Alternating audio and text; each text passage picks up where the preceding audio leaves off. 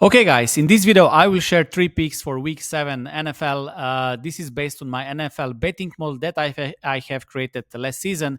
And so far, 1913 with 59.38% win rate this season. And I also checked my overall NFL betting performance since I started creating betting models for NFL. And it is 100 wins, 75 losses, and success rate 57.14%, which is pretty amazing because I don't consider myself as an NFL bettor. I like a little bit more other sports where I think there is a little bit more opportunities.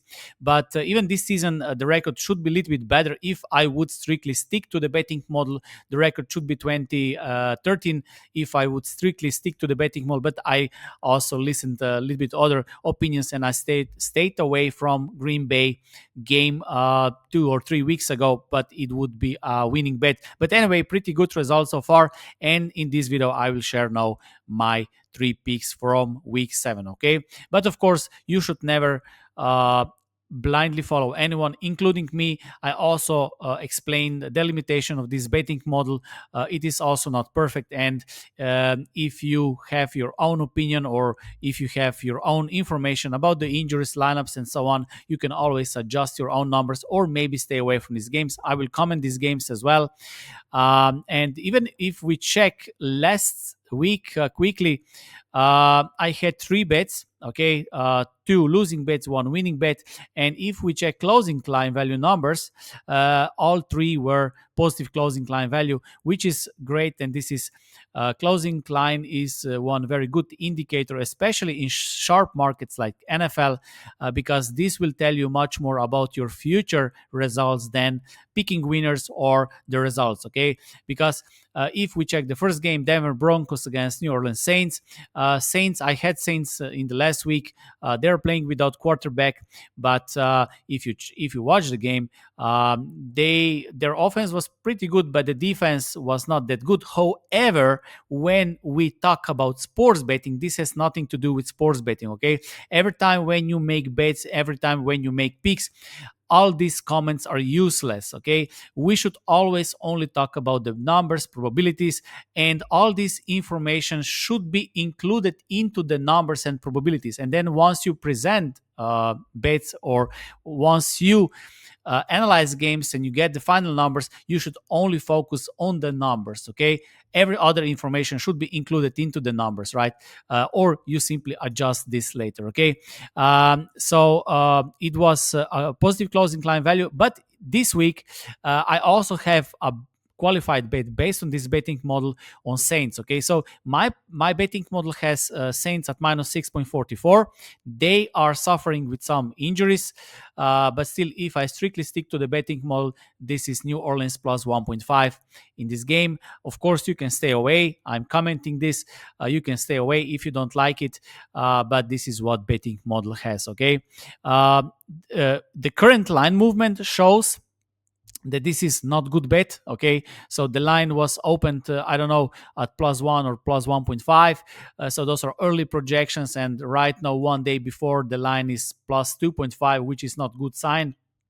So what you do in these situations, when you make a mistake or when you make a bad bet, simply take it, and that's it. Okay, so you don't chase bets, you don't rise stakes, you don't go against or whatever. You simply say, okay, of course you cannot be correct with every single bet. You simply know this is not good bet. If they win, great, I will take the profit, because I also lost the bet when I beat the closing line. But in this case, maybe I will not beat the closing line and I will take money. But overall, in the long run, it is important that in most cases the line moves with your direction. So if you take, for example, New Orleans plus 1.5, it would be much better if right now is minus 1.5. This would be much better sign. Right now, this bet doesn't look great. Okay, so if you bet tomorrow or on Thursday, you're anyway late, and you will probably bet on the sharpest line. So, but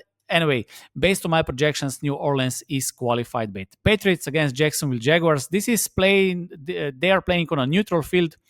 I think in London, and based on my projections, Jacksonville Jaguars minus 5.5. I adjusted manually because of home field advantage, and this is basically the same than bookmakers line.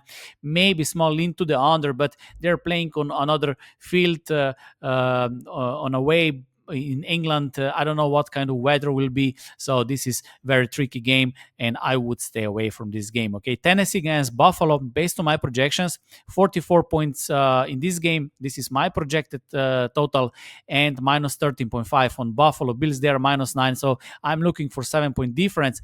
Not good enough, or if you like, there is not enough discrepancy based on my preset criteria, based on my rules. So small lean with Buffalo, but not good enough. Seattle Atlanta, based on my projections, 45.60 points. So maybe small lean to the under, and the spreads are completely fine.